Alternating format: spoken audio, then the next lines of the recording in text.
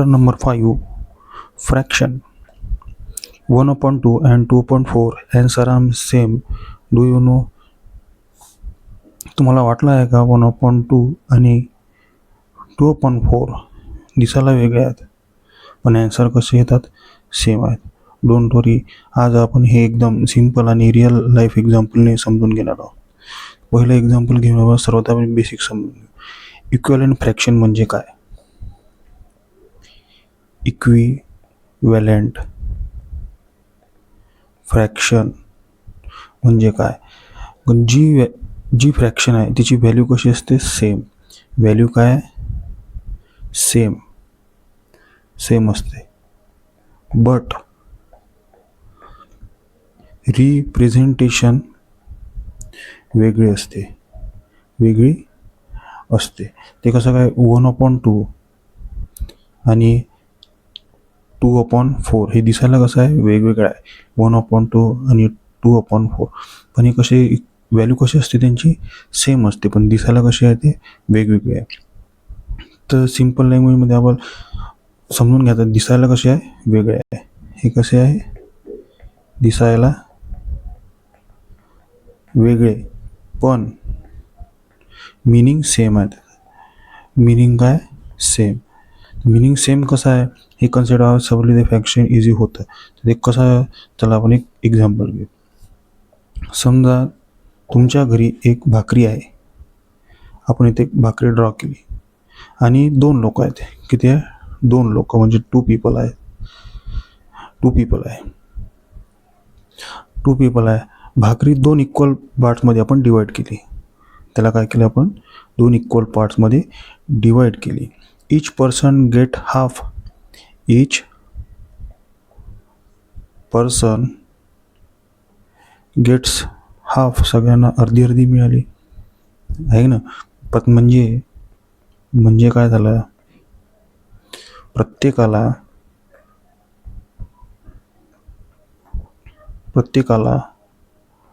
अर्धी भाकरी मिळाली.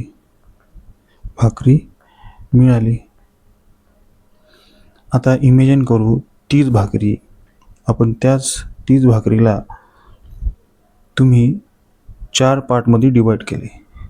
हा 1 पार्ट, हा 2 पार्ट, हा 3 आणि हा 4. याच्या आधी आपण 2 पार्ट्समध्ये डिवाईड केलं होतं. ह्याच्यामध्ये काय आलं मग?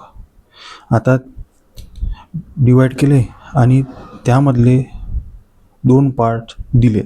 4 मधले पूर्ण मिळून किती होते? 4. त्यातले आपण 2 पार्ट दिले. जरा विचार करा, पहिल्या केसमध्ये आपण अर्धी दिली. ते विचार करा की पहिल्या म्हणजे अर्धी दिली, आणि दुसऱ्या केसमध्ये पण आपण जे 2 पार्ट होते त्याला पण आपण अर्धीच दिली आहे. फक्त पार्ट्स वेगवेगळे आहे. म्हणूनच देअरफॉर 1/2 = 2/4 हे कसे इक्वल आहे. पण याला जर आपण रिड्यूस फॉर्म केला 2/4ला, तर त्याला 2 1 2 आणि 2 2 4, तरी हे कसं येतं? सारखंच येतं. म्हणून आपण त्याला पण असं पण लिहू शकतो की 1/2 = 1/2. हे कसं आहे? इक्विव्हॅलेंट आहे. याच्या सेम आहे. Now let's take one more example for better clarity. आता दुसरं एक्झाम्पल घेऊ आपण. समजा एक मेलन आहे. टरबूज घेतला आपण. एक टरबूजला तो 6 इक्वल पार्ट्समध्ये डिवाईड केला. हे 2 पार्ट्स, 4 पार्ट्स आणि 6 पार्ट.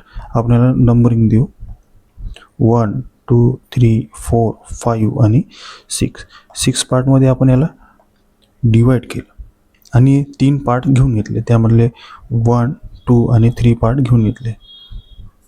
कितीमधून? 6 मधून. 3 एक्झाम्पल मग कसं येईल? आता एक्सप्लेन करतो याला. 3 आउट ऑफ 6 म्हणजे अगेन हाफ झालं ना. यामधले आपण अर्धी पोळी घेतली ना, त्यातले 3 आपण याला घेऊन घेतली. ते वापस इथे घेतली ना, हे अर्धा भाग घेतला ना, म्हणजे 3 1 3 आणि 3 2 6. म्हणजेच आपण कसं म्हणू शकतो? देअरफॉर 1/2 = 2/4 = 3/6. हे कसे आहे? Equal. Now let's visualize this. First circle केला. First circle. सर्कल काढला इथे, त्याला 3 पार्टमध्ये आपण डिवाइड केला. 1, 2 आणि हे 3 पार्टमध्ये आपण डिवाइड केला. त्यातले 2 काय केले आपण कलर केले. 2 समजा आपण याच्यातले काय केले कलर केले. मग कलर केल्यामध्ये किती झाले, याच्यात 3 पार्ट आहे, त्यातले 2 काय केले आपण कलर केले. 3 पार्ट होते, याच्यातले 2 काय केले आपण कलर केले. तसं आपण एक सेकंड घेतला, सेकंड सर्कल घेतला, सेकंड सर्कल, त्याच्यातले काय केलं आपण 6 पार्ट केले सर्कलला. 6 पार्ट केल्यानंतर काय केले आपण त्यामधले 4 पार्ट जे आहे ते काय केले कलर केले. 1, 2, 3 आणि 4 पार्ट काय केले आपण कलर केले. पण कितीमधून केले आपण, एकूण 6 मध्ये. टोटल किती होते 6, आणि त्यातले आपण 4 काय केले कलर केले. तुम्ही क्लिअरली पाहू शकता की कलर पार्ट किती आहे सेम आहे, म्हणजे याच्यातले किती आहे सेम आहे. 2 2 जा 4 आणि 2 3 जा 6. हे आणि हे कसं आहे एकदम.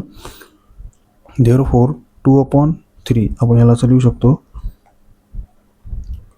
2/3. therefore 2/3 is equal to 4/6.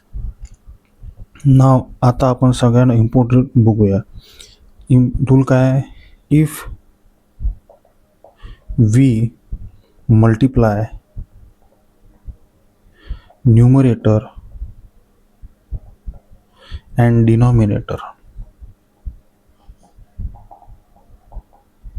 by same number, तरी व्हॅल्यू कशी येते त्याची same. The value remains same. कशी येणार ती सेम येणार. एक्झाम्पल पाहू आपण आता.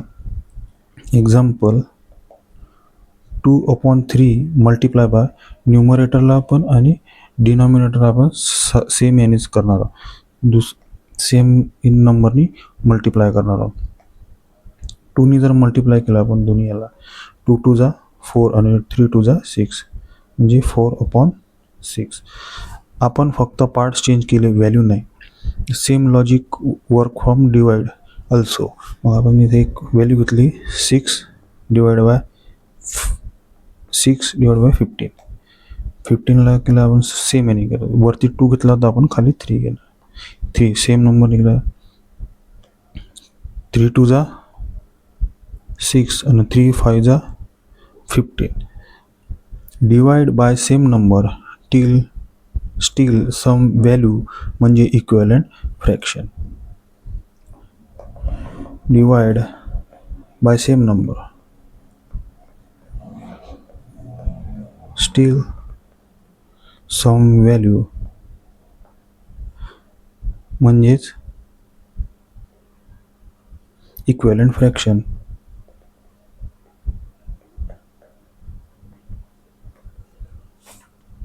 नाव एक्झाम टाइम क्वेश्चन बघू आपण. एक्झाममध्ये येणार आहे find question number 1.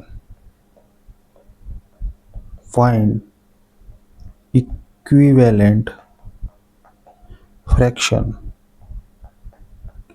of 5/6 with denominator